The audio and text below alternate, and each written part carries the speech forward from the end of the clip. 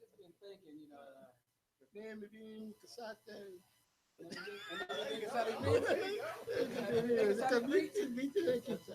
or I need low. That's what we want to hear. All right.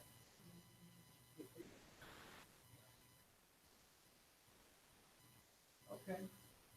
There's a lot of Hebrew in this one. I figured I put more Hebrew in there. I get more participation. That's what I was thinking. I was thinking that out loud too. I said, man, the more Hebrew you put in here, I did. He said, put it in there because they're all going to see it. All right. So everyone sees the Parsha name, right? Kitabo. Kitabo, right? Kitabo. All right. Yes, it's Kitabo, right? All right. So my famous question is, has everyone read the Torah portion? Okay. All right. Yeah? So I should get some maximum participation. All right. No problem. Get my pen. And we can go ahead and get started. All right. So it starts off in Debariym, Deuteronomy 26:1. It says, and it shall be when you are come. That's the word there, kitabo. In unto the land which Yahuah your Elohim gives you for an inheritance, and possess it and dwell therein. All right. In the Hebrew here, since you guys, we'll go through this pretty fast because I know how good you guys are now. All right, so it's Wahyah Kitabo El Haaretz Asher Yahuah Elohecha Noten Lecha Nachala. Everyone with me? Okay, great. So all we just read was all the way up to here and stopped at inheritance, right? Nachala is where we stopped. Now we're here. Yes. So now what we got? Irishta. Next is Weishabta Ba. Okay, great. Man, you guys are excellent. Tear it up. All right. We'll keep going. I'm sure it's going to get better. All right. The land of promise and our first fruits. So my focus won't be the first fruits. It'll be more in verse 11, but we'll read up to verse 11. So it says, and when we cried unto Yahuah Elohim, our fathers, Yahuah heard our voice and looked on our affliction and our labor and our oppression. And Yahuah brought us forth out of Mitzrayim, or Egypt, with a mighty hand and with an outstretched arm, and with great tribulence, and with signs and with wonders. And he has brought us into this place and has given us this land, even a land that flows with milk and honey. So that's going to be key for later on this evening. And now, behold, I have brought the first fruit of the land, which you, Yahuah, has given me, and you shall set it before Yahuah your Elohim, and worship before Yahuah your Elohim. Verse 11. And you shall rejoice, right? We shall rejoice in every good thing which Yahuah your Elohim has given unto you. What does that mean? First of all, rejoice is going to be very interesting because we're going to see what happens when it comes to the curses. But the other thing is, everything he's given unto you. What stuff does he give unto you? Life, health, strength, blessings. Okay. Huh? All right. And then it says, and unto your house. So you got to think about yourself, what the Father gives you personally, and then what he can give you to be a part of a house. Then it says, you and the Levites and the stranger that is among you. Now we're going to read this in Hebrew later. So you guys can take a breath for right now. And we'll get back to that. So what did our forefathers commit to? Now the word there is amen, which means so be it.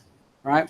So the point we're going to go over these here. Then when we get to the curses, we're going to all go over it together, and the blessings, we're all going to go together because we all should agree to all the blessings and the curses because that's what our forefathers said. And so it was, you inherited those blessings and curses, right? So that means we all have to go through this So I'll try to go as fast as I can with the blessings and the curses with some places where I want to talk about, and we keep going. All right, so it says, cursed be the man that makes a graven or molten image, an abomination unto Yahuah, the work of the hands of the craftsman, and puts it in a secret place, and all the people shall answer, say, Amen. Amen, right? Let's bring the rest of them up. Cursed be he that sets light. Now, if you look at that, machle literally means also to dishonor. So if you make light or dishonor, by his father or his mother, and all the people shall say, Amen. Amen. Cursed be he that removes his neighbor's landmark, and all the people shall say, Amen. Amen. Verse 18, cursed be he that makes the blind to wander out of the way, and the people shall say, Amen. What does it mean, make the blind wander out of the way? Someone who doesn't have understanding. The righteousness of Yahuah, telling the right things, they can do the wrong thing. Okay.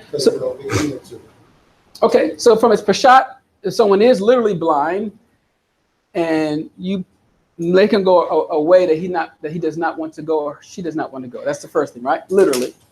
Then there's another level that you can make someone wander out the way. Go ahead. Could it be misinterpreting, like misinterpreting information or the law? Yep, can be misinterpreting, but is it on purpose? Because that's the difference here, right? So it says you that makes the blind do that. You're making him do that. You want them to do that, right? So let me give you an example. In Psalms 119:10 says, with my whole heart have I sought you, O let me not wander from your commandments, right? Another one is in Yirmiyahu or Jeremiah 14:10, thus saith Yahuah unto this people, thus have they loved to wander, they have not refrained their feet, therefore Yahuah do not accept them. He will now remember their iniquity and visit their sins. Okay, so David's like, hey, I don't want to wander from your commandments. Over here you see, yes, they do. There are some people that just want to wander. We do. Okay, so you're going to see, you're going to see Israel all day. You might even see yourself. Okay, we'll keep going. Verse 19. Cursed be he that perverts the judgment of the stranger, fatherless, and widow, and all the peoples shall say, Amen. Cursed be he that lies with his father's wife. Goodness gracious. Because he has uncovered his father's skirt, and all the people shall say, Amen. Amen. Okay, is everyone good so far? Amen. All right, so understand the declaration that was made. So there are 12 in all. We only went over 6 so far, but 12 in all. I want to see if we can point out what all 12 have in common. So here's the summary. Debariym, we just read all these. I won't reread them, but this is the summary. So my question is, what do these first 6 have in common? The remaining 6 will also, but what do these first 6 have in common?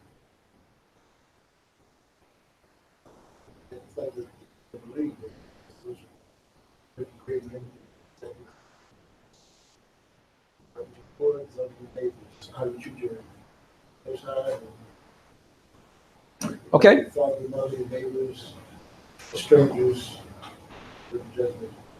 Okay, so they can be summed up in the 10 Debarims, right? But here's what I want you all to see. Things done in secret. All right? So we're going to see this a little bit different.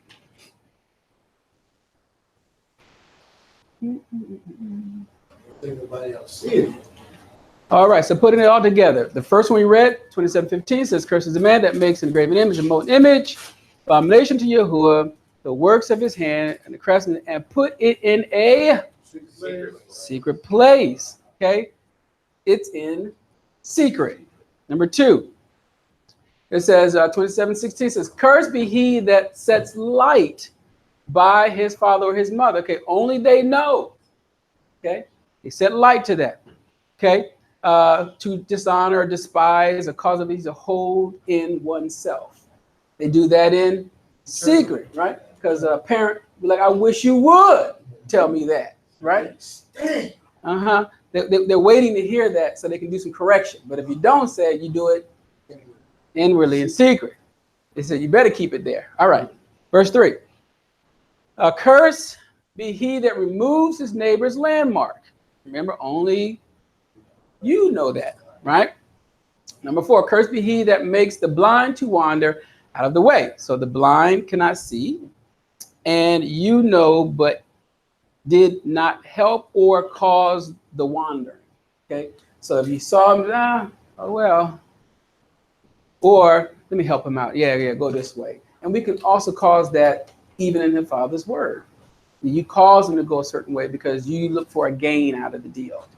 Okay, verse 5 or number 5.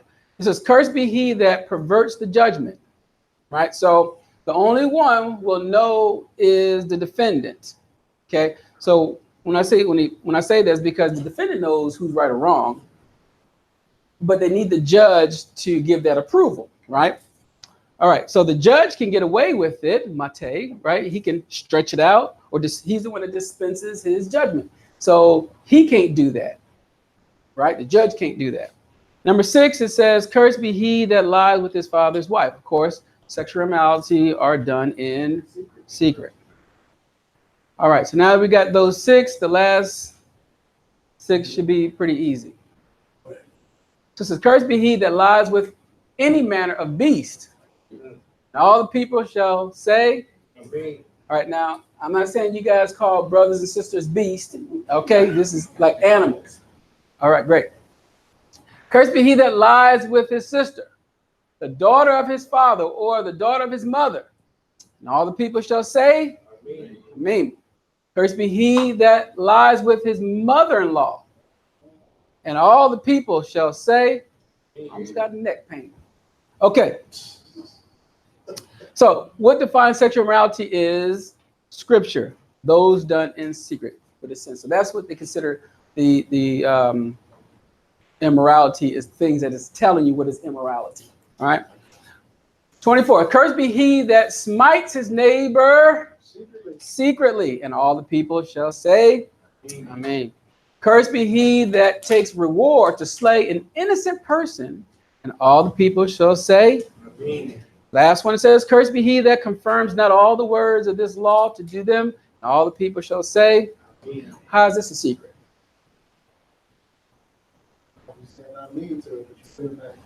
Right. You're saying all of this, but in your heart, I like this, I don't like that, I'm not, I don't know.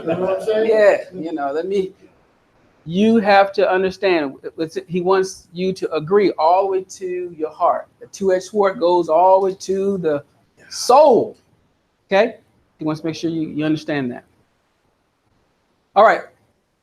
I says, where were these curses spoken? Now, remember where these curses were spoken? In the blessings? Okay, great. There we go. Right? Debariym 11:29. "And it shall come to pass, when Yahuah Elohim has brought you to the land, whither you go to possess it, that you shall put the blessings on Mount Gerizim and the curses upon Mount Ebal." Okay?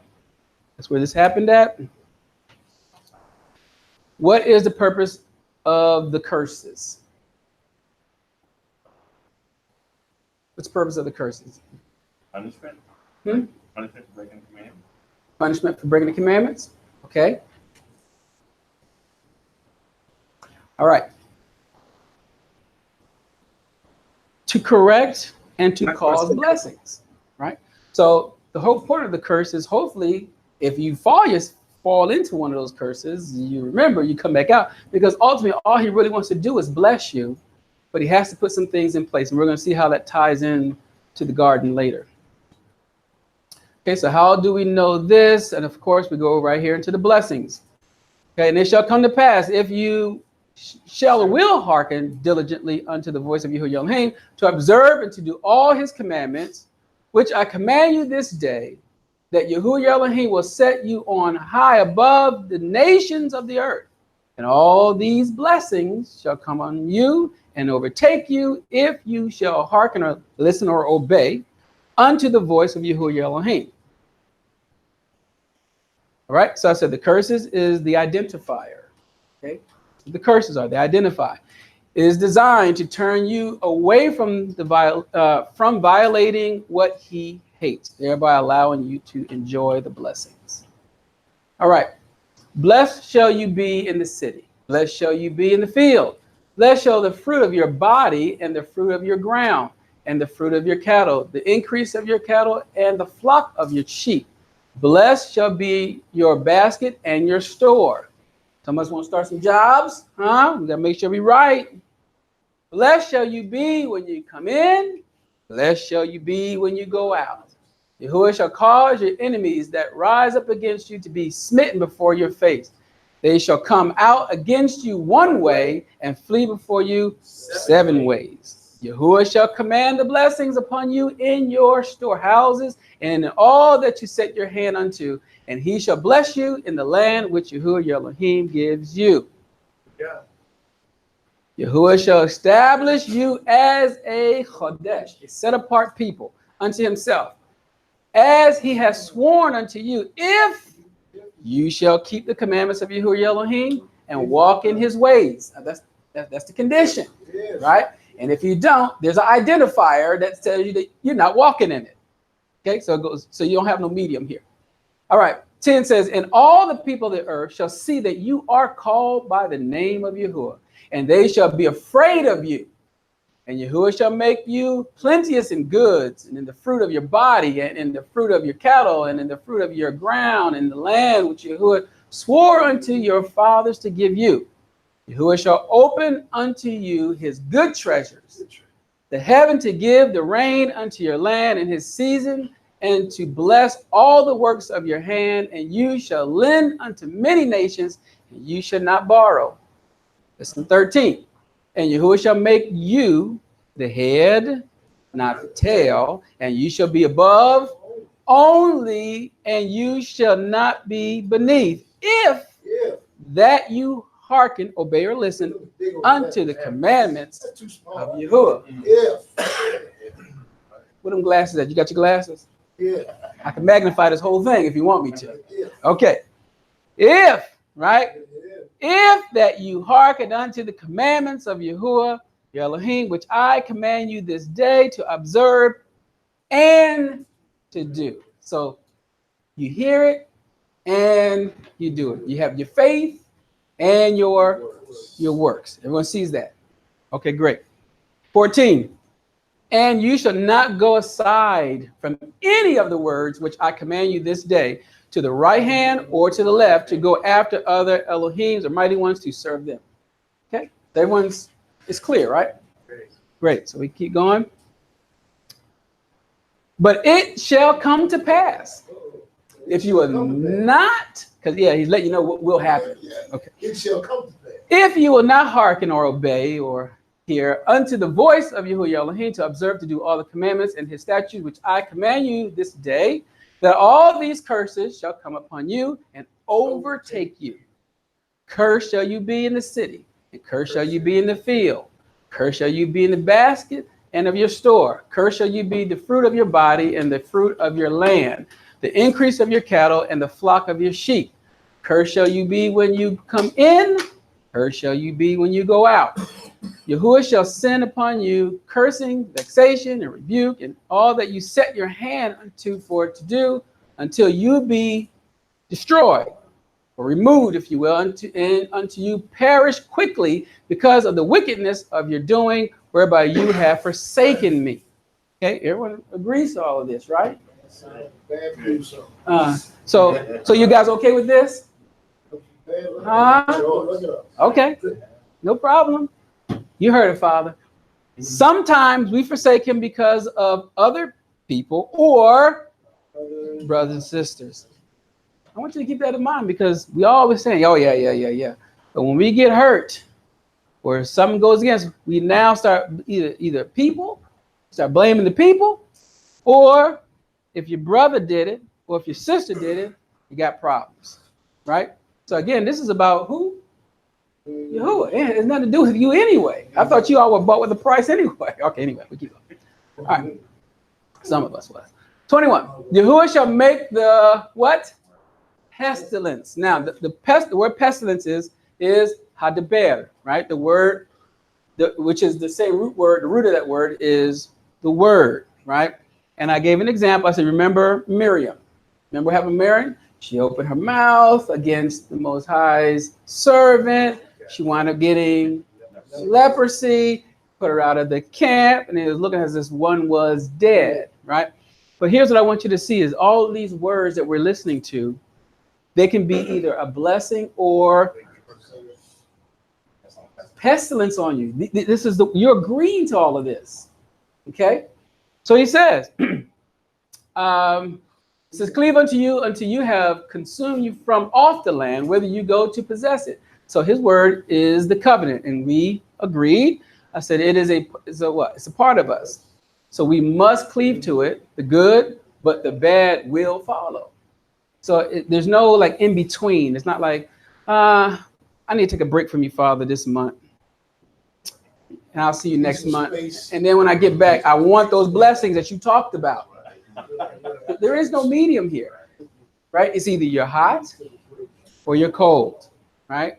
All right, that's why Michelle talks about some endurance, enduring to the end. All right, 22 says, Yahuah shall smite you with a consumption and with a fever and with inflammation and with extreme burning. Let me keep going. And with the sword. Yeah, I had so many jokes. It just came to me just that fast. Yeah, okay, we'll keep going. Burning. Okay, and with the sword and with the blasting and with the mildew, and they shall pursue you until you perish. Man, that is some itching. All right. And your heaven that is over your head shall be brass, and the earth that is under you shall be iron, and nothing is growing. Okay? Nothing is coming down. Become a desolate place. Yahuah shall make the rain of your land powder and dust. From heaven shall it come down upon you until you be destroyed. Yahuah shall cause you to be smitten before your enemies. You shall go out one way against them and flee 7 ways before them, and shall be removed into all the kingdoms of the earth. Hello. Okay, that's a sign, right? Maybe say that's an identifier, right? Okay, great. Ken. What does that mean? Your heaven that is over your head shall be brass, and the earth that is under you shall be iron. Meaning nothing's going to produce for you. Nothing's going to happen for you at all. You're not going to get anything. Oh, okay, kind. Thank you. 26 says, and your carcass shall be meat or food, realistically, unto all fowls of the air or of the heavens, and unto the beasts of the earth, and no man shall fray them away. They're going to just eat you up. Okay? Yahuah will smite you with the botch. Okay? Shakin, which is boils. Okay, with boil, Mitzrayim, and with the emeralds, or with tumors, and with the scab, and with itch, whereof you need preparation H. Oh, no, it says, whereof you cannot be healed. Man, that's some itching, isn't it? You can't even be healed. Man, Yahuah shall smite you with madness. That don't mean, you're going to be mad and upset. That means crazy, right? And blindness. An astonishment of heart, and you shall grope, which means you shall feel at noonday as the blind feels in the darkness. And you shall not prosper in your ways, and you shall be only oppressed and spoiled evermore, and no man shall save you. You shall betroth a wife, and another man shall lie with her. You shall build house, and you shall not dwell therein. You shall plant a vineyard, and shall not gather the grapes thereof. And I said, remember a couple of services ago, we were paralleling that with Yahuah and Israel, right? How does that feel for you? Now, I'm not going to ask the sisters, but the brothers to think about it. Because all this dealing with what you're going to have in your house and what you're creating for this betrothed person, right? So could you imagine you said, this is my boo? And some man says, I got your boo. No, not happened, right? But it has happened in time, right? All he can do is look. Oh my goodness. Anyway, Yes. verse 31. Your ox shall be slain before your eyes, and you shall not eat thereof. Your ass shall be violently taken away from. That's what it says. Stop it, Rakita. Cut it out. What you say? Read the book. Stop, Don't stop. say Moreh. That's what I'm saying. I'm only reading. That thing says, your ass shall be violently taken away from before your face, okay? And shall not be restored to you. Can you say that loud? Your sheep shall be given unto your enemies, and you shall have none to rescue them. 32. Thank you. Your sons and your daughters shall be given unto another people, and your eyes shall look and fail with longing for them all the day long, and there shall be no might in your hand. You can imagine having your children and just snatch them from your arms. No. There's nothing you can do about it. All right. So, another question?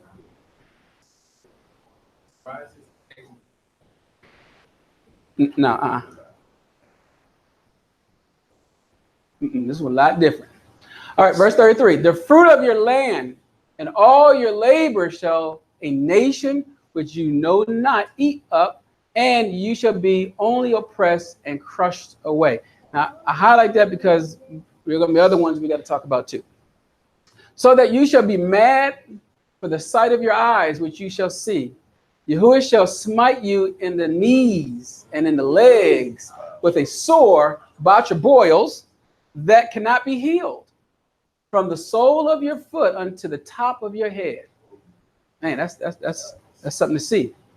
Yahuah shall bring you and your king, which you shall set over you, unto a nation which neither, I want you to highlight that, verse 36, okay? A nation which neither you nor your fathers have known, and there shall you serve other Elohim, wood and stone. Now, why is this important? This 36 right here. Tell me. That's what we at right now. Yeah. Everything's either. All right, so I'm gonna tell you which one I want you guys to, man, it ain't working good. Okay, well, all right, so the one I want you to see is a nation which neither your father have known, right? Question, because some say, which we're gonna see a little bit later, Esau is the one. Do they not know Esau? They're supposed to be the twin, right? So this, okay, anyway, so we'll talk about that in just a minute, but I'm just saying, I don't see how they would get 36 as it understanding to be Edom, if you will, because again, that is their brother, but we'll see more about that in just a minute. And you shall become an astonishment, a proverb, and a byword among nations, where Yahuah shall lead you. You shall carry much seed into the field, and shall gather but little in. The locust shall consume it. You shall plant vineyards and dress them, but shall neither drink of the wine nor gather the grapes, for the worms shall eat them. You shall have olive trees throughout all your coasts, but you shall not anoint yourself with the oil, for your olive shall cast his fruit. 41. It says, you shall beget sons and daughters, but you shall not enjoy them, for they shall go into captivity. All your trees and fruit of your land shall be locusts consumed. The stranger that is within you shall get up above you very high, and you shall come down very low. What does that mean? Social status. Okay. Businesses. People just gonna come in and just elevate above. Okay. Take over your neighborhood. I want you to see something, catch something really fast. The stranger that is what? Within you. You're going to notice that the ones that's within you, they're going to start to be more, maybe take over an identity or something. They're going to be more, and you're going to start to go down. Okay? I want you to keep that in mind. We got these blessings because maybe he wanted us to be X, Y, and Z, right? But we'll talk about that a little bit later. Verse 44 says, he shall lend to you, and you should not lend to him. He shall be the head, you shall be the tail. Moreover, all these curses shall come upon you, and shall pursue you, and overtake you, till you be destroyed, because you hearken not unto the voice of Yahuah your Elohim, to keep his commandments and his statutes, which he commanded you. And they shall be upon you for a sign and a wonder, and upon your seed forever. Okay? Not going anywhere. Then it says, because you serve not Yahuah Elohim with joyfulness and with gladness of heart, for the abundance of all things. Now, we're going to talk about that a little bit later again. But again, even when you're doing the commandments, if you're not doing it joyfully, you're still got a problem. I just want you to keep that in mind. You mean I got to do that Shabbat? You mean I can't go in and go to the store, get whatever I want? You mean I got to do this and I got to do that? Fine, I'll do it. If you ain't got joyness of heart, next you know your leg starts itching. Okay, no problem. Verse 48. Therefore shall you serve your enemies, which Yahuah Elohim sends against you in hunger and in thirst and in nakedness and in want of all things. And he shall put a yoke of iron upon your neck until he has destroyed you. Yahuah shall bring a nation against you from afar, from the end of the earth, as swift as the eagle flies, nation whose tongue you shall not understand. What's the tongue of Esau? Okay, we'll talk about that in just a minute. Mm-hmm. Right. The tongue, the language. Mm-hmm. It's a Semitic language, right? Okay, but you won't know this one. Okay. So we got a question to ask. A nation of fierce countenance, which shall not regard the person of the old, nor show favor to the young. And he shall eat the fruit of your cattle and the fruit of your land until you be destroyed, which also shall not leave you either corn or grain, wine or oil, or the increase of your cattle or the flock or your sheep until he has destroyed you. And he shall besiege you in all your gates until your high and fenced walls come down, wherein you trusted throughout all your land. And he shall besiege you in all your gates throughout all your land, which Yahuah Elohim has given you. And you shall eat the fruit of your own body, the flesh of your sons and of your daughters, which Yahuah Elohim has given you in the siege and in the straitness wherewith your enemy shall distress you. I started to get some pictures to show you some time periods when this took place, but I said, nope, I won't do that. 54 says, so that the man that is tender among you and very delicate, his eyes shall be evil towards his brother, and towards the wife of his bosom, and towards the remnant of his children, which he shall lead. Okay, so he's going to do what now? Because this is his family, right? It's ready to go. So that he will not give to any of them of the flesh of his children whom he shall eat, because he has nothing left him in the siege and in the straitness wherewith your enemies, you won't. Okay. The enemy shall distress you in all your gates, the tender and the delicate woman among you, which would not adventure to set the sole of her foot upon the ground for delicateness and tenderness. Her eye shall be evil towards the husband of her bosom, and towards her son, and towards her daughter. Now good, right? So both are doing this. And towards her young one that comes out from between her feet, and towards her children which she shall bear, for she shall eat them for one of all things, secretly in the siege and straitness, wherewith your enemy shall distress you in your gates. If you will not observe to do all the words of this law, these instructions that are written in this book, that you may fear this esteem and fearful name, Yahuah your Elohim. Okay, we're going to get to some of these in just a minute. Then Yahuah will make your plagues wonderful, and the plagues of your seed, even great plagues, and of long continence and sore sickness and long continence.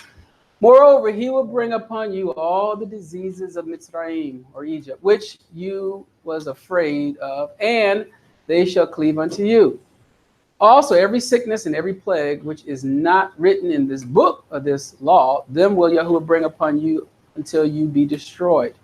And you shall be left few in number, whereas you were as the stars of Shamayim or heaven for multitudes, because you would not obey the voice of Yahuah your Elohim. And it shall come to pass that Yahuah rejoice over you to do you good and to multiply you, so Yahuah will rejoice over you to destroy you. And some people try to figure out, like, why does he allow certain things? You know, you got to see. And to bring you to naught, and you shall be plucked from off the land, whether you go to possess it. And Yahuah shall scatter you among all people, from one end of the earth even unto the other. And there you shall serve other Elohim, which neither you nor your father have known, even wood and stone. Okay?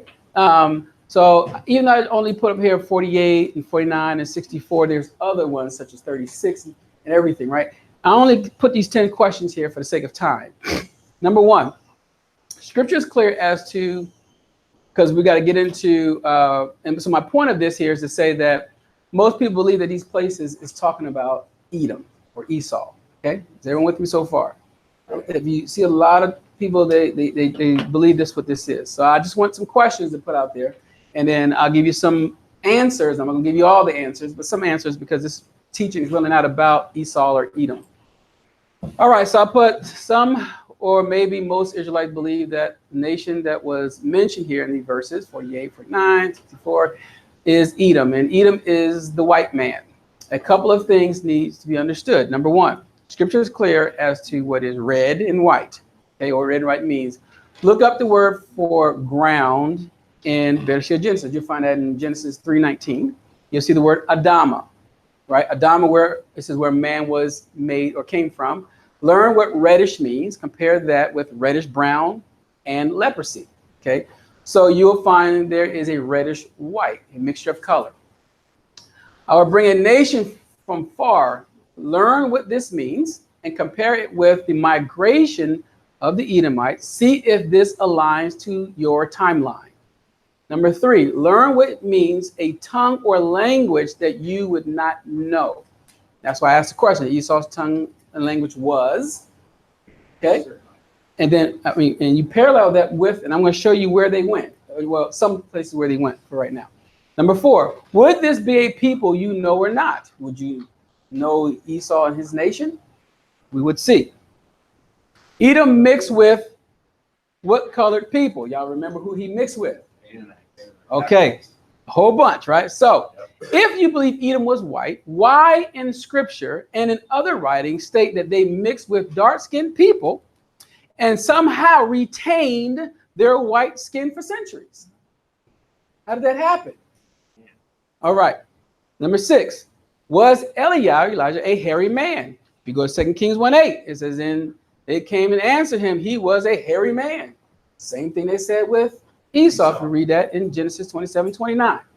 Verse 7, when did they become a powerful nation after constant destruction? I'm only going to give you a couple of them. Did they not convert to Judaism? Okay, white people are the Jews now? Is that what we're saying? Now keep in mind, I put all whites are not of the same nation, just like all blacks, if you will, are not of the same nation. That's not a true statement. Okay? Esau had the same parents as Israel, but they are a different nation, as the word says. Did Esau migrate to Europe? If so, when? And those already in Europe were whom? Who were they that was already there? Japheth. Okay. Number 10, can we find some old writings that says Esau was in the Caucasus Mountains? Okay. So I have more about it, so I'm going to stop that from right now. So when you look at this word here, Admoni, right, as if you read all, I'm not going to read all this, but Admoni, let you know, it says you'll find it talking about Esau and his birth right here, and David in First Samuel 16:12 and 17:42, which I'll drop down the menu in just a minute. So it talks about being a certain color, red or reddish brown. Now, mind you, I'm not using. I can't get the answer to that on Apple Watch. This is not a Strong's Concordance. I went to try to do lexicons and dictionaries, older ones versus going to the Strong's at first, initially here. So then when you go to 25:30, it says, and Esau It says, said to Jacob, feed me, I pray you, with that same red pottage, for I am faint. Therefore was his name called Edom, or Edom, right? But why did they call him that? Pottage. Because of the red pottage. I want you to keep this in mind. Because of this here. The color. Had nothing to do with that. But we're going to look at something. So then, the same word, if you follow the root words, you're going to see red. We're going to see Idumea in just a minute. We're going to talk about Idumea, Edomites, as we keep coming down. So then I said, let's look at this here. Okay? Flush, turn, rosary, red, ruddy. These are other words that you'll see, right?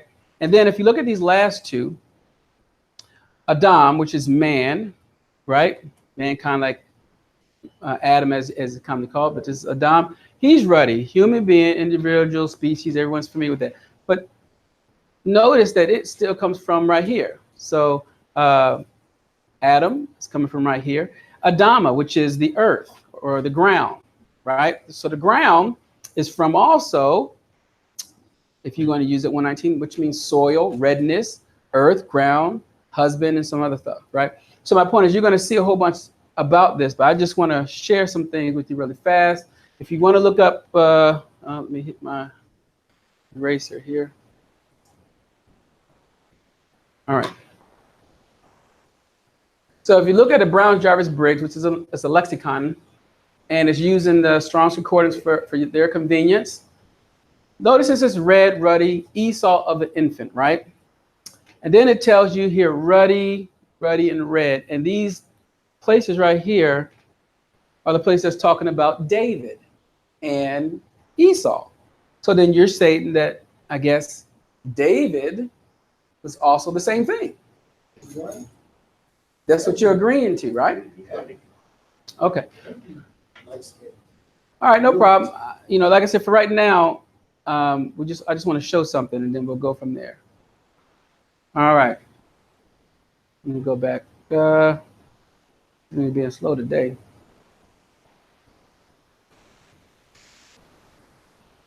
All right, so I'll go here. So, is it possible? Now, what you're seeing here, right here, is the mountains of Esau, right, in the land. All right. See the color of the land of the earth, as you see in Bereshit 3:19. So the ground is called Adama. This right here is pottage or lentils, and notice the color of the lentils and the pottage, right? Then in the center, you have a baby that looks what color? Okay, and then is it possible? I'm just asking for right now. Is it possible? Could this be something similar to what they might say if we want to go that route? Is it possible? Okay. Let's look at something. Edom. 2 Samuel 8:14 says, and he put garrisons in Edom. This is David. Throughout all Edom, put he the garrisons, and all they of Edom became David's servants. And Yahuah preserved David whithersoever he went. 1 Kings 11:15 says, for it came to pass when David was in Edom, and Joab, the captain of hosts, was gone up to bury the slain after he had smitten some of the male. Every male. Huh? Every male in Edom. Right? So inside of Edom, this is what he did to all the males in that area. Now, Edom is spread out a little bit more than this, but majority of them was in this area. Everyone with me so far? 2 Chronicles 25:14. Now it came to pass after that Matyahu, it says, was come from the slaughter of the Edomites, that he brought the Elohim of the children of Seir or Seir, and set them up to be his Elohim, and bowed down himself before them, and turned and burned incense unto them. Not good. 1 Maccabees 5:3 says, then Yehudah fought against the children of Esau in Idumea and Archbatim, because they besieged Israel, and he gave them a great overthrow, and abated their courage, and took their spoils. You'll see, if you ever keep reading about that story, he killed a lot. All I'm simply showing you right now is how the kingdom or the nation of Edom is declining through destruction over and over again. Okay, so we'll keep going. If you look this book up here, I'll start right here to the left here. All right, so in this book, I'm going to read each part, and then I'll talk a little bit more about what we got on the screen. So first, this is Edom, Edomites, the name of a country and a people to the east of Arabah, bordered by Ammon, and north of the Dead Sea, and Arabah of the west, and the desert or the wilderness of the south and east in the early fourth. Right underneath it says, when Edom is specifically mentioned in the list of Soath, or the first or of 1215 BC, together with Moab and the Negev, it is also mentioned in the records of a punitive campaign organized by Ramses III. The Edomites were a Semitic stock and must have penetrated the area as early as the 14th century BC or BCE, before the Common Era. It says archaeological survey has shown that the country flourished mainly from the 13th to the 8th century BCE, or BC as it's called, declined and was finally destroyed in the 6th century.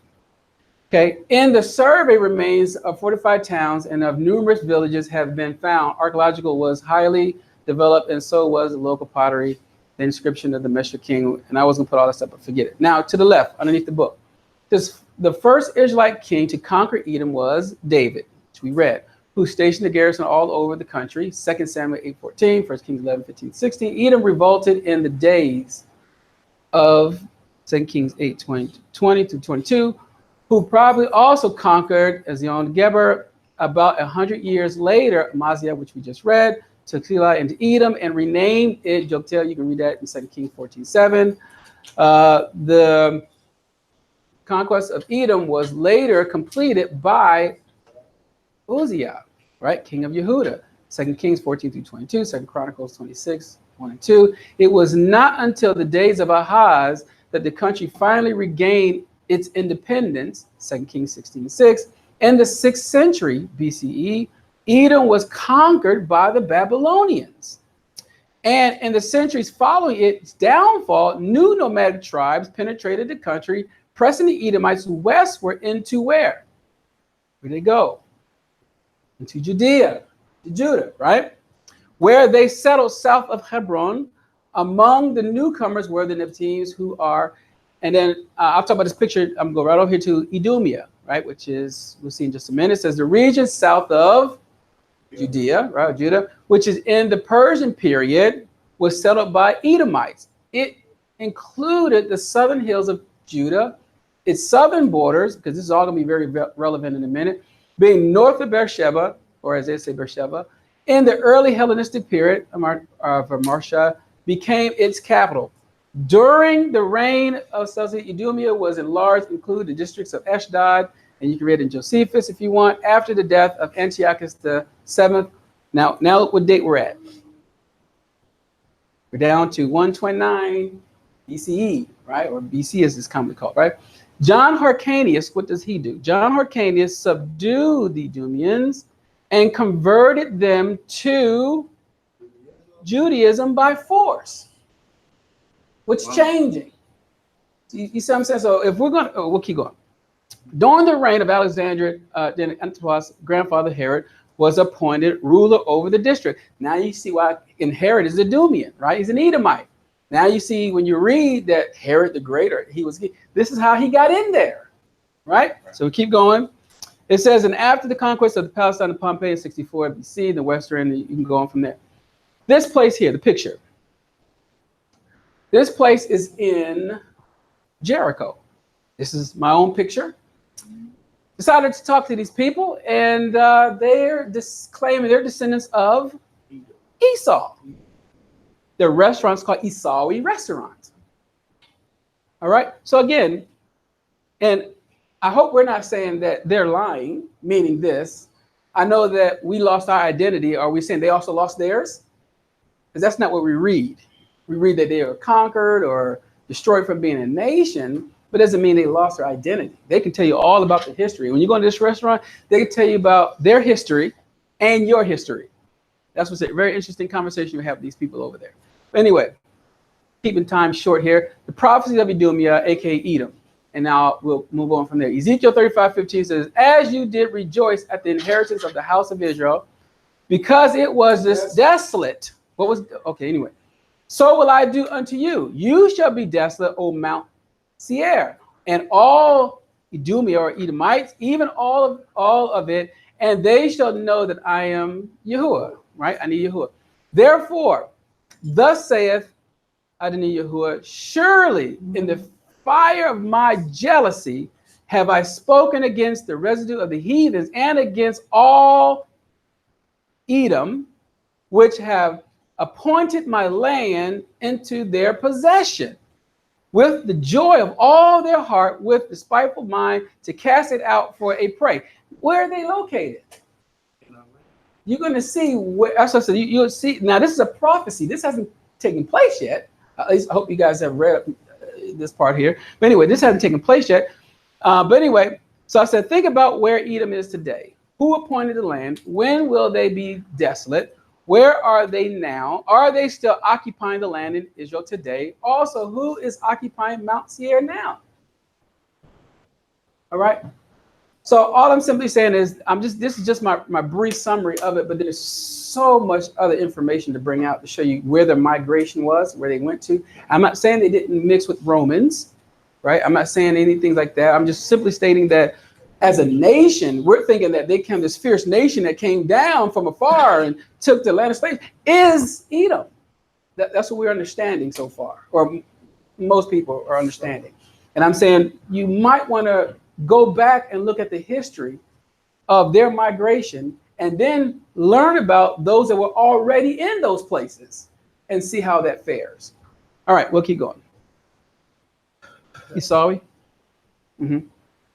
All right, so we're going to finish out these curses really fast. It says, and among these nations shall you find no ease, neither shall the soles of your foot have rest, but Yahuwah shall give you there a trembling heart and a failing of eyes and sorrow of mind, and your life shall hang in doubt before you, and you shall fear day and night, and shall have no assurance of your life.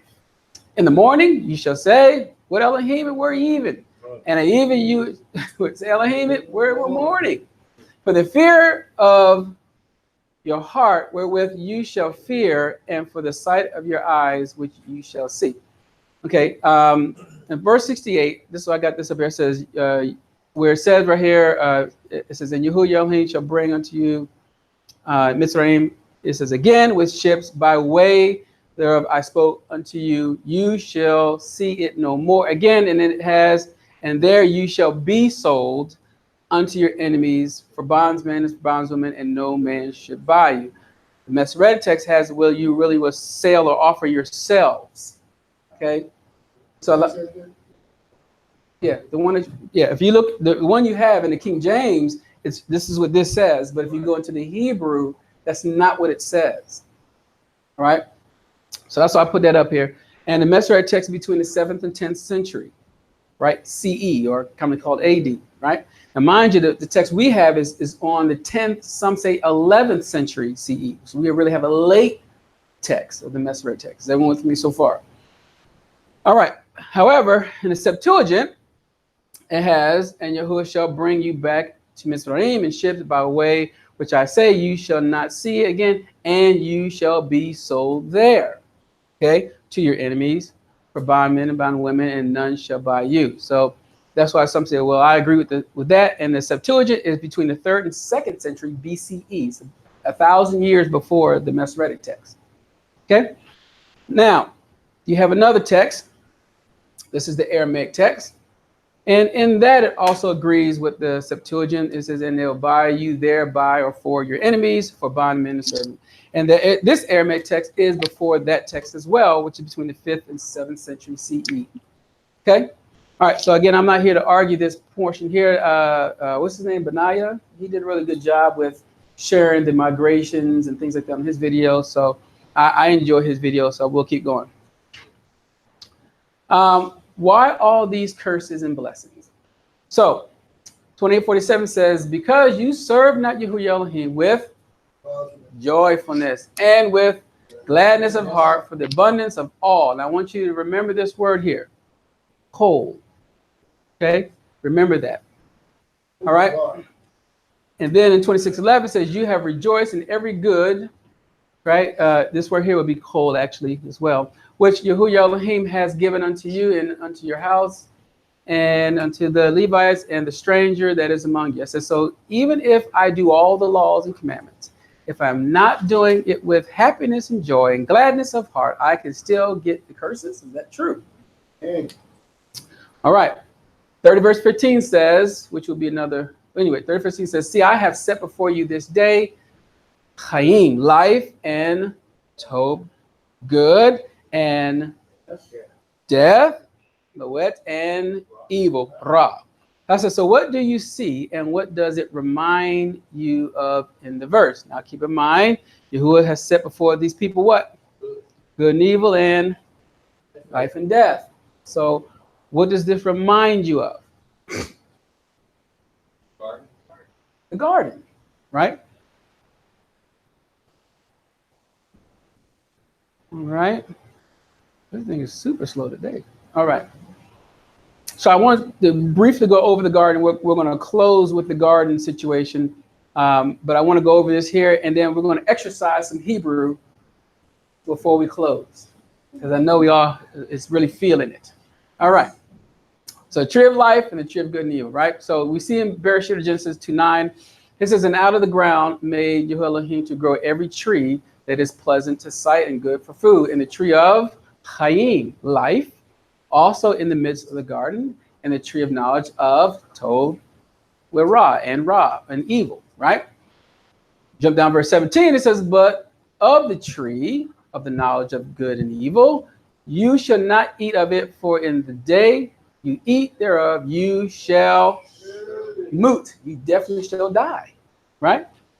So again, you see the same thing in our Parsha, life, death, good, evil. Everyone sees that, right? All right, the word there for tree, chaitz, for tree. So everyone, this is where we're at right here. All right, but let's just look at the root of this word right here. And it also means what? To fasten or make firm, to close the eyes shut. This is a tree. Now we're going to its root. Another word here is, if you keep looking at it, you'll also see it means what? Your backbone, right?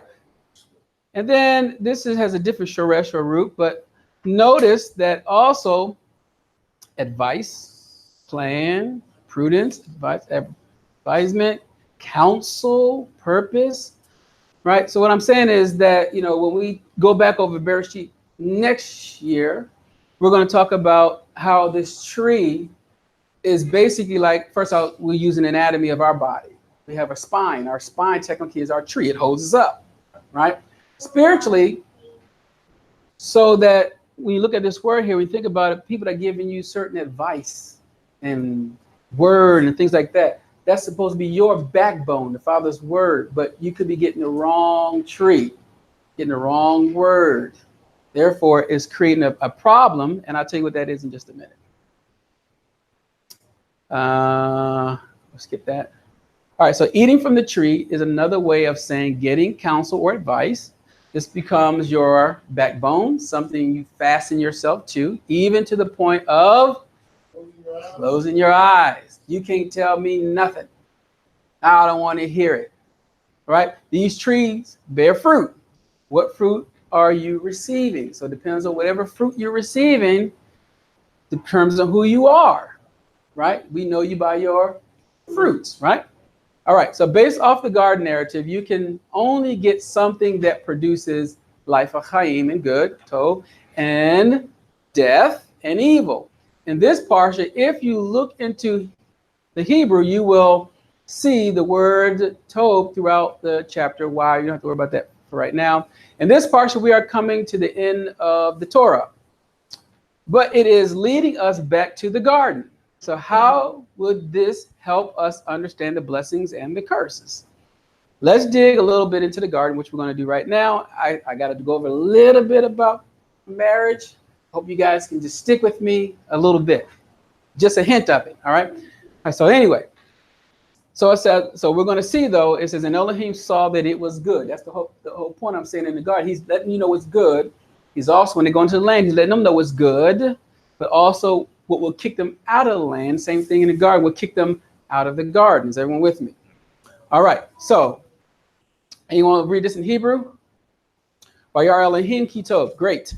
Now it says, so what Elohim sees or says, we have to see that it is good with what? No exceptions. Okay. When darkness and chaos was on the scene, it was not good for mankind. No order, confusion. But when light comes on the scene, it gives order, it gives direction. Is everyone in agreement so far? Yep. Okay. So, great. Here's some examples. I gave some scripture examples, some writing examples. Scripture example is Psalms 119, 105. It says, the word is a lamp unto my feet and a light unto my path. Okay, the entrance of your word gives, it gives light, it gives understanding unto the simple, even to the simple, another way of saying even to the humble, right? So I want you to see, for an example, that you're going to need light to walk in the path and everything. Just keep this in mind. Mishle Proverbs 6:23. For the commandments is a lamp, and the law is light, and what? Reproof, instructions are the way of life. That is the way. Anything changed? All right. Of course, 8:20. This is Isaiah 8:20. Says, to the law and to the witness or to the prophets, if they speak not according to this word, because there is no light in them. Masoretic text. Proverbs 4:19 says, the way of the wicked is as darkness. They know not at what they, okay, because it's dark. They don't have no light. They don't have the lamp. So if this is the definition of what light is, which is his word, his laws, and his commandment, then that's how you're supposed to walk, right? Is everyone with me so far? Right. All right. Jeremiah 3:16 says, give esteem to Yahuah Elohim before he calls darkness, and before your feet stumble upon the dark mountains. Now let's do what it says. And while you look for, now you're going to be looking for light. Why are you looking for light? Stumbling. You're stumbling now. Now you want to get to his light. Now you want to get to his commandments. Now you want to get to his word when you in the dark. Oh man, something happened. I got to pray. Right? But anyway, he said he turns it into the shadow of death and makes it gross dark. Don't come to me now. Right? Because you know better. You made those agreements. You have to humble yourself and keep going. All right. Malachi 2:8 says, but you are departed out of the way. You have caused many to stumble at the what? At the Torah, the law. You have corrupted the covenant, Levi saith Yahuah of hosts. So again, we should be able to now, with these definitions, plug into the Brit Kadashah, because that's all that this is about. All right, 2 Corinthians 6:14 says, be you not unequally yoked together with unbelievers. What fellowship has righteous with unrighteous? The question is the definition for righteousness.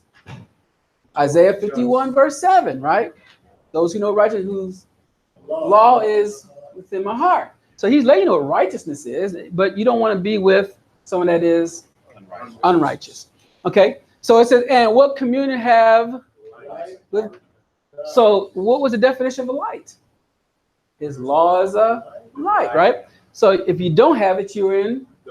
Okay, so we can start plugging in information from the Tanakh to start answering questions in the Brit Kadashah, right? Acts 26:18, to open their eyes and to turn them from darkness to light. That's how you're going to turn. And from the power of Shaitan or Satan unto Elohim, that they may receive forgiveness of sin. How do you know what sin is? Sin is transgression of the law. So you just need to share that to them. And inheritance among them which are purified by faith. Faith come by hearing the word. Okay. That is in me. Where it's supposed to be. So you see, we can start putting back all those definitions right in there. It should run smoothly. John 12:35. When Yahushua said unto them, yet a little while is the light with you. What does he tell you to do? Walk while you have the light, lest darkness comes upon you. For he that walks in darkness knows not whither he goes. And we just read how you stumble, right? So he's like, walk with, in other words, if I'm walking in light, just follow me, right? Now, if he's violating Torah, then you got to ask him questions. Yeah, right. All right, great. John 12:46. I come a light into the world, that whosoever believes on me should not abide in darkness. Then it says, take heed, therefore, that the light which is in you be not darkness. Once you got the light in you, that's it. Right? It's better for you not to have known, I'm telling you. All right. So it says, and Elohim saw the light, that it was good, and Elohim divided the light from the darkness. In the Hebrew, it says, anyone ready? Vayer Elohim et haor kitov, right? It's what you see also eliminated here. And then what? Abdel Elohim be haor ube hakoshech, right? And Elohim divided the light from the darkness. You guys really not gonna help me, huh? Okay. All right. We just wanted to feel good. I'll try to get some support, actually. All right, so what I'll do is, in this color code, what I decided to do is share with you where I would stop. Everywhere you see a color, with the exception of the yellow, that's for a reason. I'll tell you what that is in just a minute. But all the other blues and things like that you'll see, there's a reason. That's where we'll pause and go into the English. All right, so I'll give you an example, and then all I got is just this. I only got about 2 slides left after this, and we're done. All right, so we should be fine.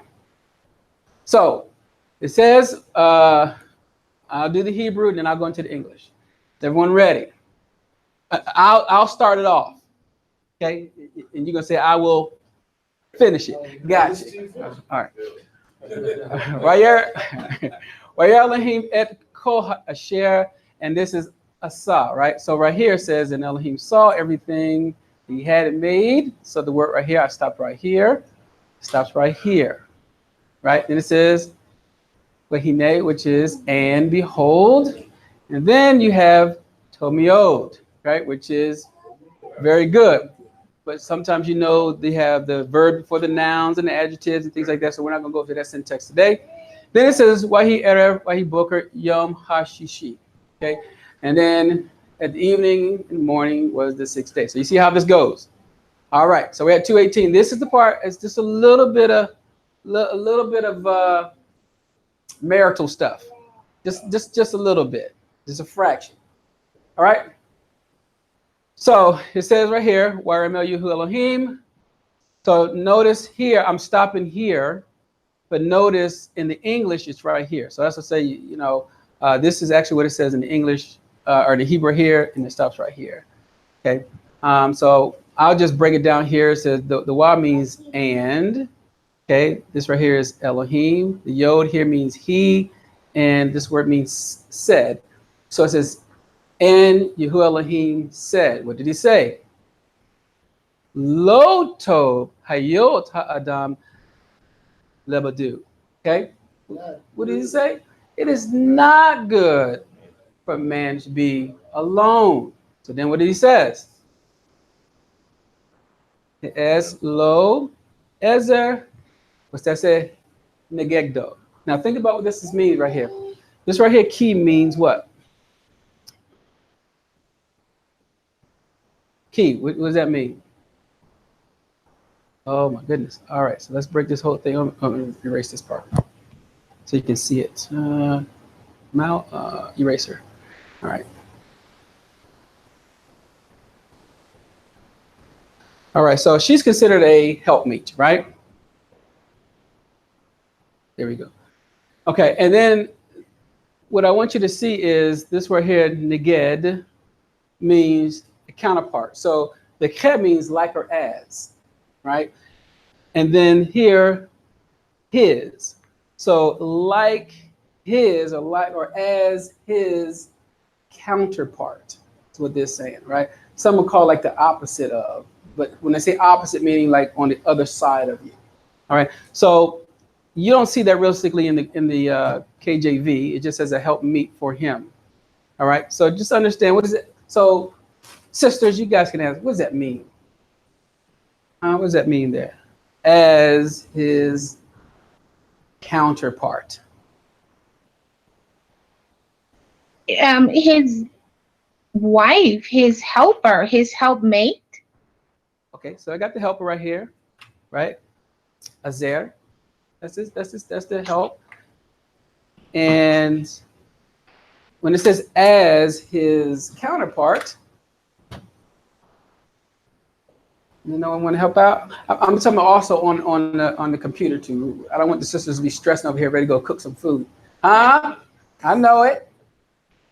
All right. So again, she's supposed to be the one that is giving him this balance. It's like a counterbalance, meaning she balances him out. Well, seeing that the rib was taken out of him to create her, so could it be his other half? Maybe his his other half, his other side. Okay. Per se. It's support. Okay. Support. Sure. Like a coin, you know, different sides, but the same coin. Okay. Dearest to him. All right. So she helps to balance, right? She helps to balance. She's the counterpart. She's, you know, how when you put something on a scale, you want to balance, you need something to help counter that. That's what she's supposed to help do. Balance. Okay. There's some balance that it's not good for him to be alone. He needs some help, right? To get him balanced, right? Is everyone with me so far?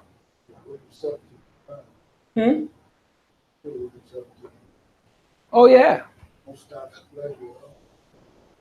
Okay. So I'm gonna skip the remaining of that part since I don't think I'm getting any help on that deal. All right. 2:16. 2:16 says, we're reading in Hebrew here. You want to take a go at it? We're just stopping right here first. Okay. So, Vayitzav Yahuah Elohim al ha'adam. Great. So it says, and this is where here, and he, who is he? Yahuah Elohim commanded. And it says what? Now, I want you to think about what was happening. It says, here it says, Yahuah commanded the man. But this right here, he commanded upon or on the man. Okay? That's well, anyway. It says, and what did he say? Le more. That's what it means. This right here is in a whoop. This is in an infinitive construct. So let me get my eraser here. All right. All right. So this is an infinitive construct right here. So this is saying, you know, we'll say, oh, to say, but it's saying. And it says Mikol. Remember I said this word you're going to keep seeing over and over again. Okay. Mikol, 8, Hagan. Then it says, Akul Tokel. And it's being translated is of every tree of the garden you may freely eat, right? Or technically is eat, you will eat. Okay. But they're translated as you will freely eat. Okay. So keep this in mind. And I want to compare something really fast. So comparing the Parsha words with the garden narrative. So the point of going through the garden story was to show when Yahuah tells us what is good, we are to obey. The parallel of this talk, Moshe or Moses was giving the children of Israel was to show them what would keep them in the garden. I mean, the land that flows with milk and honey. So I hope you guys get the point of me saying that. But if not, the repeat of the garden will also be the same in the promised land. They are linked together with obedience. So again, he's trying to see if, let me see if you're really ready to be in my presence in my garden. So I'm going to create this Garden of Eden, if you will, in the land of Canaan. And I'm going to give you guys some commandments, some do's and don'ts, and see if you guys are willing to do it. And if you do it, you'll stay on the land, you'll prosper. Ultimately, you'll be with me. That's the objective. So he just wants to see if this will happen. All right.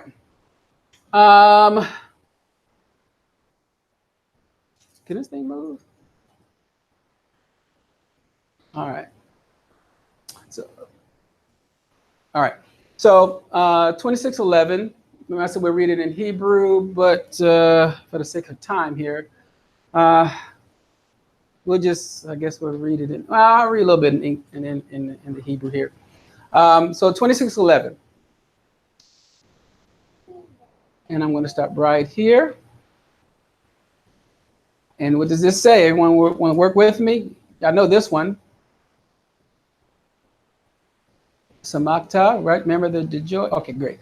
Bakol, Hatov, Asher, Natan Lecha, Yahuah Elohecha. Because I told you already. I was like, man, we were in business. All right. And you shall rejoice. Okay? Okay, you're Elohim. Okay? It's given unto you. Oops, unto you. All right, so then it has, what is this one here? Says, just that one word, says, Obecha. Obecha is breaking down as this says, and to your house. Okay? But you see, and unto your house right there. And then this is masculine singular, just says atah, which means you. And then right here you have Wehelewi, which is the Levites. Then we have, after that it says, Wahager Asher. What's this last word? Becha, right? Right, and the stranger, and that is among you. All right, so I'll read 2047 in English. It says, because you serve not Yahuah Elohim with joyfulness and with gladness of heart, the abundance of all things. And this is what he's asking us to do. If we're not going to do this in his word, his laws, statutes, commandments, this is going to cause you more problems. It really creates, it can create division, because if we're just saying, I'm only doing it because he told me to do this, and we have no love behind it, we have no support behind it, we'll have problems. And it will come out when we talk with one another. It will come out if we rub one another the wrong way. You gave me a reason why I don't go or I don't do or whatever it is. Okay? So notice how Yahuah wants us to enjoy this world, enjoy each other. He lets us know what all is good for us and what is not good for us. Every tree that bears the same fruit, that has the same seed within it, is good. They become good for you and a blessing for you. That's how you know somebody. If you guys got the same fruit, same seed, you guys should be able to do something. But if you don't, then there's going to be a problem. All right. Oh, okay. So I'll just do Bereshit 1:27. So it says, and I guess I'll start right here. So it says, y'all want to try it with me? Vayibra Elohim et ha'adam besalmo, right? So Elohim created man in his image. Then Besalem Elohim bara oto, stopped right here. And the image of Elohim created him. Then how did he do it? Zakar unechva bara otam. So Zakar means really man is like on the remembrance, he acts on behalf of the Father. Nechaba is a word in Hebrew that means to perforate, to puncture, but also means to express. To express. Strange, because there are some women that do express, and there are some that don't. But that's the makeup. So that's what we will really have to talk about, like the makeup and what the Father says a woman's makeup is. 28 says, I guess I'll just do it from here. And I'll stop. I guess I'll stop right here, actually, because of what it says in Hebrew there. All right, so it says, Vayberech Atam Elohim, which just literally means right here, and Elohim blessed them. Then it says, Vayomer Lehem Elohim, which is right here. Okay, Elohim blessed them. What did he tell them to do? Peru, right? Be fruitful. Then it says, Orbu, which means and multiply. And then it says, Ulmi'u et haaretz. I'll stop right here. And then it says what?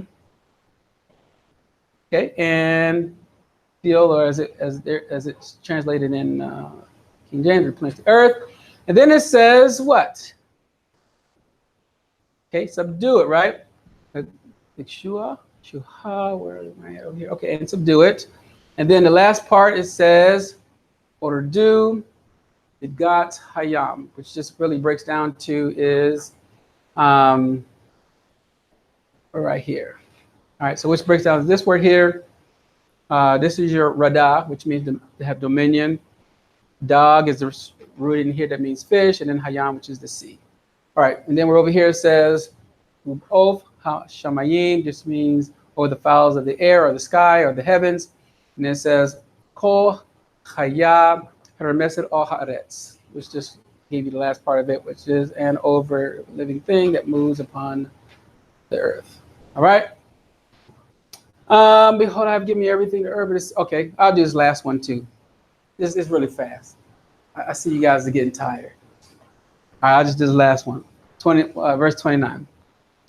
So it says, Wa'amar Elohim, right? Where it says here, and Elohim said, what did he say? Hine, right? Behold. Then it says, Et kol, Seb, and it's Ze. Oh, no, let me move this. Hold on. Let me move this back a little bit. All right. And, all right. So this is Zorea Zorah, right? Which literally says in here, bearing seed or seeding seed is, I would say, a better translation. Then it has Asher al Panei Chol Haaretz, right? And he has given every or all herbs bearing seed. And right here it says, which is upon the face of all the earth. Then we have Poet Kol Haaretz, Asher Bo Peri Chet Rea Zerah, which means in every tree in which is the fruit of it, tree yielding or seeding seed. Then the last part is Lechem Yeh Le'akla, and you shall be for, I don't like the word meat, just because of our term today, but it really be for food or to eat or consume or something like that. All right. So Moreh, so back in the garden, basically they were like vegetarians, of course. So there was no killing for meat or anything. So they just ate like from all the fruit that was there in the garden, right? Right. Uh-huh. And they didn't learn killing until they fell, and they learned killing outside of the garden. Mm-hmm. Okay. Yep, no problem. All right, so mankind was said to have everything in the garden. Question, did they have everything? Yes. Yes? Yes, correct, and no. Right? They had everything that Yahuah wanted them to have, which you're saying. And they were not supposed to partake of tree of knowledge of good and evil. Right? So Genesis 2:7, anyway, but of the tree of the knowledge of good and evil, you shall not eat of it, for in the day you shall eat thereof, you shall surely die. And then I said, why put this tree in the garden in the first place if he did not want them to eat of it? Like, why put this there? See if they'll be obedient. Excellent. See if they'll be obedient. Wanted them to tested them to be obedient, to see if they were going to listen to him. Absolutely. So I put Yahuah wanted them to enjoy his garden, his paradise with him, but he wanted them to exercise obedience. So here's my example. I gave these to you. You have no authority here, but only what I give you. So I put, think about it. You are the children of Israel, right? Bnei Israel. You are his children, right? So if you're his children, think about your own. I said, so when you give a gift to your children, would you want them to enjoy it, but not recognize your authority? No. It's not going to work, right? So I said, no, you want them to appreciate you. You want to give your children everything they deserve, But sometimes you need to know if they deserve it. Can they be obedient? So he wants to See see. it on the floor. Right. You see it on the floor. Okay. So let's see. You know, I get you all of these things. You put a $5 bill on the table. Just leave it there one day. Now, before you hit that kitchen, it might be gone for some. But I'm just stating that, you know, would your child come and say, hey, I think you dropped this $10 bill. You know, here you go. I think you might have missed something. I don't know. So right now, yeah, right now, a lot of them do right now. Wait till they need something. Huh? It might change. Anyway. Okay, more on this next week. All right. Yep. So again, you know, the whole point is you see these are bookends, meaning that the beginning was the garden, the end is they're going into the promised land. Notice that these are being compared. He's trying to get this garden, understand the garden in the promised land. This is the objective. They're trying to bring these two together at the end. We're going to see more of that next week. All right. So any questions? Yes, Yalot. Huh? Possible to be joyful all the time. Some like Question is it impossible to be joyful and glad all the time? Some life happens are currently horrible or traumatic. Okay, yeah. So when it says, you know, joyful and everything, it's joyful in his law, statutes, and commandments. Now, you could be individually going through something, you know, but what you have joy in, technically, or should have joy in, is that his word will resolve the issue. The problem won't be the Father's word. The problem would be the individual, be it that person that's violating it or the other person. But he wants you to see his word with joy and gladness, is what I'm getting at, is what the Father's getting at, and use his word to resolve your issues. But when you start taking his word with no joy, you'll see no joy in his word, no gladness in his word, then you're actually saying you don't see no joy or gladness in him.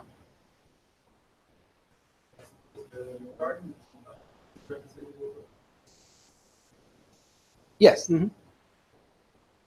Absolutely. Okay. Who else? Nicole told me, oh, everything's good. All right, very good. All right. If that's it, if our heart's mind is clear, we can stand and close. That'll be good. You want to close this out?